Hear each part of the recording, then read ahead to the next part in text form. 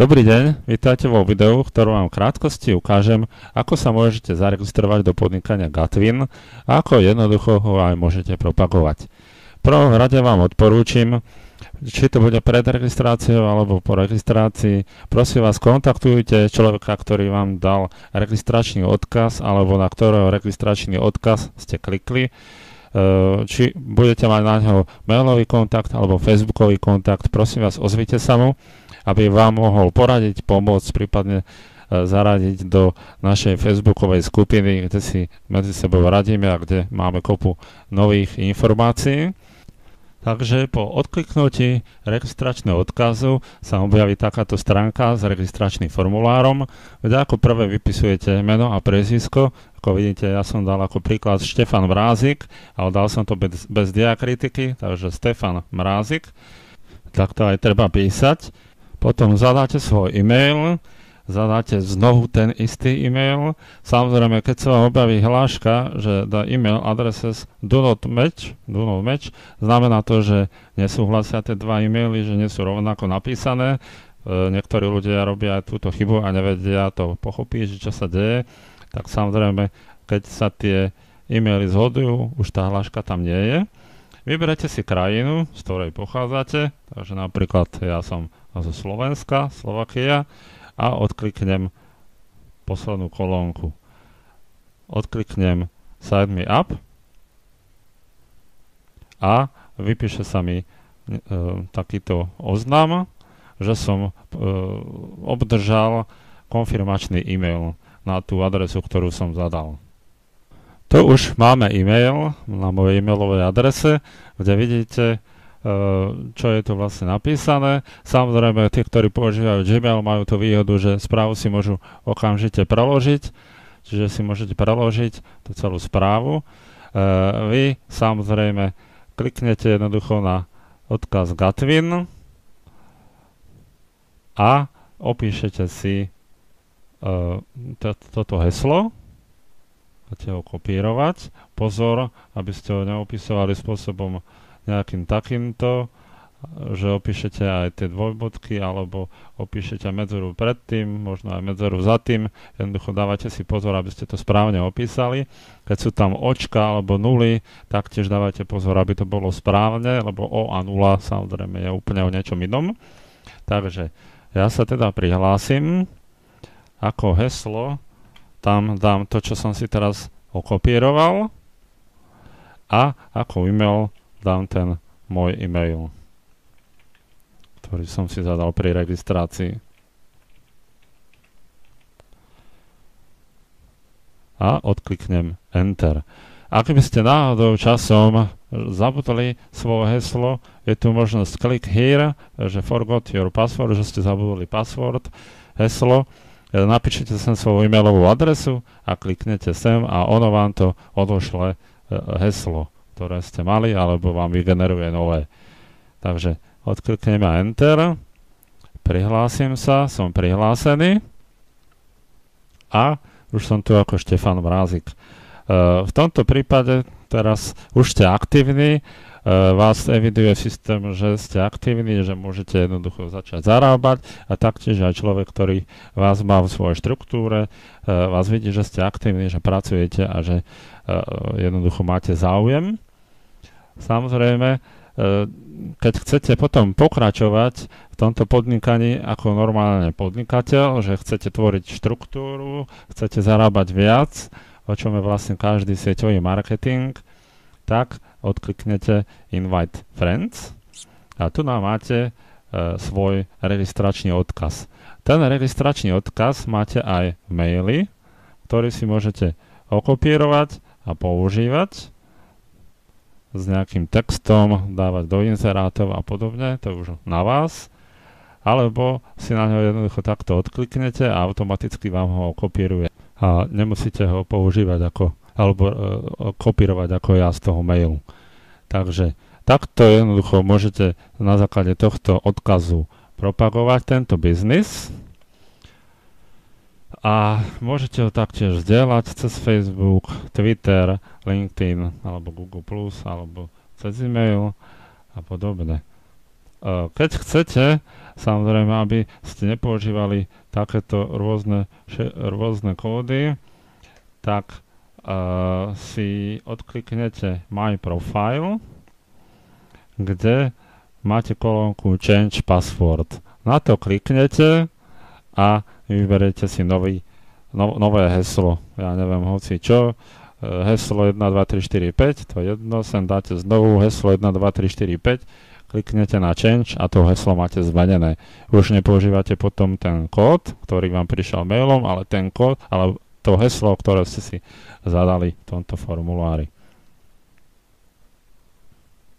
Tí ľudia, ktorí majú PayPal a už niečo zarobili alebo zarábajú, tak si jednoducho PayPal zadajú cez My Wallet, ktorý vidíte hneď tu ako prvé.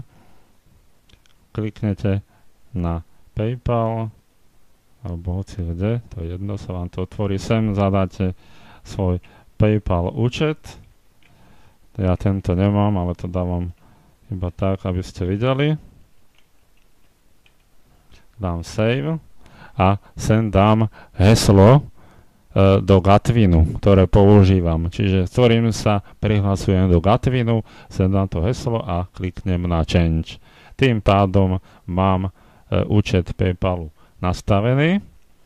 Svoju štruktúru si sledujete v My Network. Tam zatiaľ nemám nikoho. To znamená, že tu máte celkový počet vašich registrovaných, tu máte celkový počet ľudí, ktorí si absolútne nepoužili toto heslo, ktorí sa absolútne neprihlásili. Tu máte počet ľudí, ktorí sú zatiaľ inaktívni, to znamená, že nepoužívajú Gatwin, že nesurfujú cez Gatwin, že nehrajú hry, že nepozerajú internetové obchody, že nečatujú a podobne. A tu máte ľudí, ktorí sú aktívni, ktorí minimálne 20 minút boli na Gatwine. Ja vám ukážem, čo znamená byť na Gatwine. Odkliknem Browse. Dám sem ja neviem, čas.sk. Odkliknem si čas.sk a pozerám si správy, čo sa udialo, čo je nové a podobne. Prípadne nemusím vyhľadávať, môžem si priamo nastaviť, že chcem zadávať stránky, tak zdám www, ja neviem, u nás sú topky.sk, tak odkliknem topky.sk a bude sa mi otvárať stránka topky.sk. Mám momentálne pomalší internet.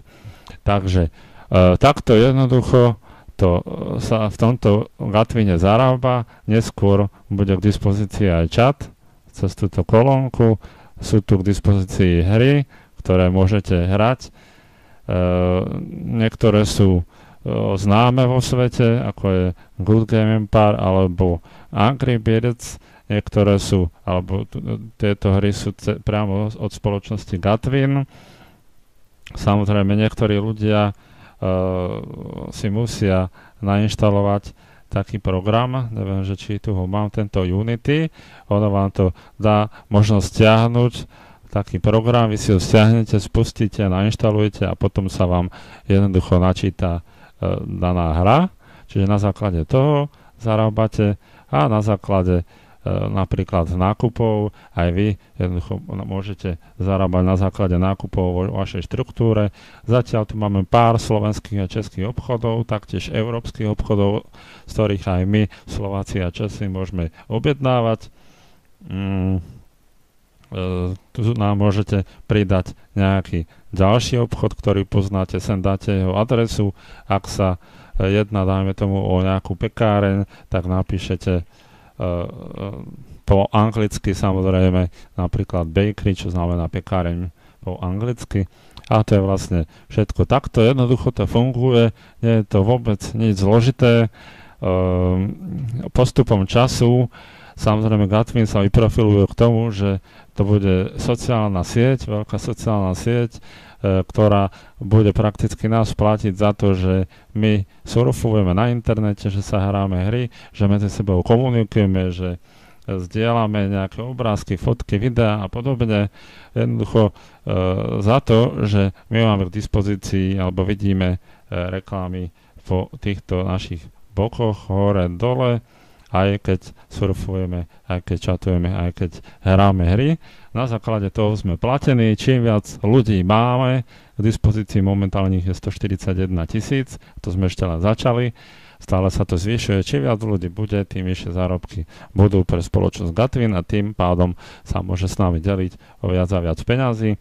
Prichádzajú veľké spoločnosti, ktoré majú záujem o túto spoluprácu.